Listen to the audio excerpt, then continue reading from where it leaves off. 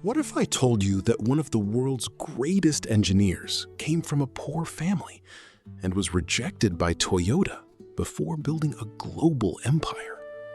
His factory was destroyed, his dreams were rejected, his country was devastated by war. Yet every setback became another step forward. This is the remarkable story of Soichiro Honda. Soichiro Honda was born in rural Japan in 1906. His father owned a small bicycle repair shop, and from an early age, Soichiro loved watching broken machines come back to life. While many children played with toys, he preferred playing with tools. One day, Soichiro saw an automobile for the very first time. He later described being completely captivated by the sound, the smell, and the movement of the machine. From that moment on, he knew his future would somehow involve engines. At just 15 years old, Soichiro left his small village and traveled to Tokyo. He wasn't searching for comfort. He was searching for opportunity. He wanted to learn everything he possibly could about automobiles.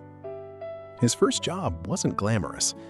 He swept floors, cleaned tools, ran errands.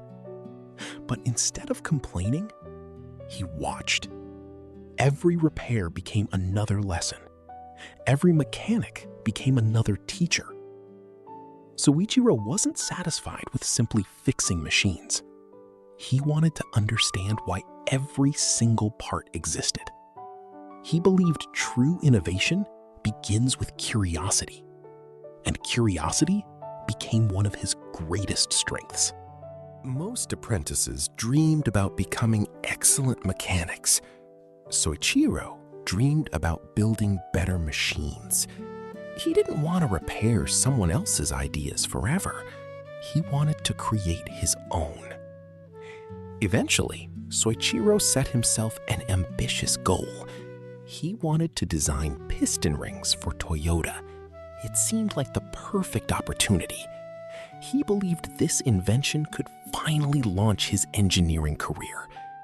He had no idea that one rejection was about to change the course of his entire life. Soichiro proudly presented his piston ring design to Toyota. He believed he had finally created something special.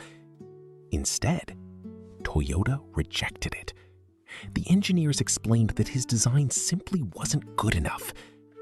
Years of effort had ended with one painful answer: no. Many people would have blamed Toyota. Soichiro blamed himself. He realized he still had more to learn. Instead of arguing with the engineers, he studied metallurgy and manufacturing until he understood exactly why his design had failed. After months of learning and redesigning, Soichiro returned. This time, Toyota approved his piston rings. He had earned the opportunity he dreamed about, not because he refused criticism, but because he listened to it. With the Toyota contract secured, Soichiro built his first manufacturing factory. For the first time, he wasn't just designing parts.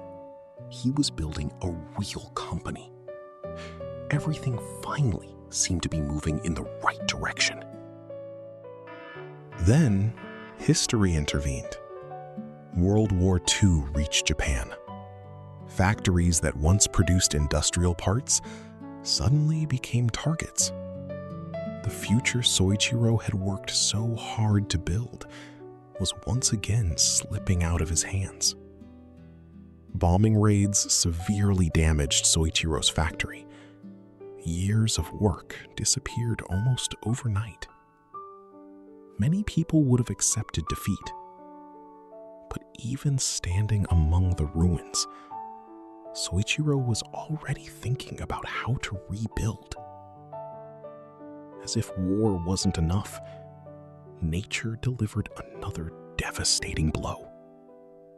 A powerful earthquake destroyed much of what remained. For the second time, Soichiro watched his dream collapse. Almost everything Soichiro had built was gone, but one thing remained: his knowledge. Nobody could bomb it, nobody could destroy it, nobody could take it away. Soon, a simple bicycle and a tiny engine would inspire an idea that would change transportation forever. After the war, Japan faced a serious fuel shortage. Cars were too expensive to own, gasoline was difficult to find. People depended on bicycles simply to travel from one place to another. Looking around, Soichiro didn't just see a problem, he saw an opportunity. Soichiro attached a small surplus engine to a bicycle. The machine wasn't elegant, it wasn't fast, but it worked. Suddenly, ordinary people could travel farther with far less effort. A tiny invention had solved a very real problem. Friends and neighbors immediately wanted one. Then their friends asked too. Before long, Soichiro wasn't simply repairing bicycles anymore. He was building motorized transportation for an entire community. Sometimes the best business ideas begin with solving your neighbor's problem. In 1946, Soichiro officially founded the Honda Technical Research Institute. The workshop was small, the equipment was basic, but the vision was enormous. He believed reliable transportation could improve millions of lives. Soichiro understood engineering better than almost anyone, but building a company required more than great machines. In Takeo Fujisawa, he found the perfect partner. Honda would build the products, Fujisawa would build the business. In 1948, Honda Motor Company was officially born. What had started with one bicycle and a small engine was becoming something much bigger. For the first time, Soichiro wasn't rebuilding after failure. He was building toward the future. In 1949, Honda introduced its first complete motorcycle, the Dream D-Type. Its name perfectly reflected Soichiro's journey, because after years of rejection, destruction, and rebuilding, his dream had finally become real. Only a few years after beginning with a motorized bicycle, Honda became the world's largest motorcycle manufacturer. The man whose first factory had been destroyed twice had built a company recognized around the globe. Failure had never defeated him. It had trained him. Most people believed Honda should remain a motorcycle company. Building automobiles seemed far too ambitious. The competition included some of the biggest manufacturers in the world. But Soichiro had never built his life by choosing the easiest path.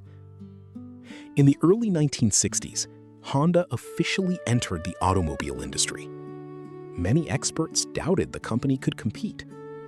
But Honda wasn't trying to imitate anyone else. It wanted to build vehicles that were reliable, efficient, and engineered with extraordinary care. Soichiro believed the racetrack was the greatest engineering classroom in the world. If a machine could survive racing, it could survive everyday life. Every competition became another opportunity to improve Honda's technology. Honda's reputation spread around the world. Customers trusted the company's quality. Engineers admired its innovation. What began inside a tiny workshop had grown into one of the most respected automotive companies on Earth. Soichiro often said that success comes from 99% failure. He never believed failure was something to fear. To him, every mistake contained information. Every setback contained a lesson. The only true failure was refusing to learn. Soichiro Honda's story reminds us that success is rarely built on perfect plans. It's built on persistence. He came from humble beginnings, faced rejection, watched his factory destroyed, lost everything more than once, and rebuilt his dream every time. Because he refused to quit, millions of people around the world would one day drive vehicles carrying his name. If life has closed a door for you, remember Soichiro Honda. Rejection isn't always the end of the journey. Sometimes it's the beginning of the path you were meant to take. If his story inspired you, don't forget to like the video, subscribe for more incredible success stories, and let us know in the comments, whose story should we tell next? Thanks for watching, and we'll see you in the next success story. And hopefully, one day, it'll be yours.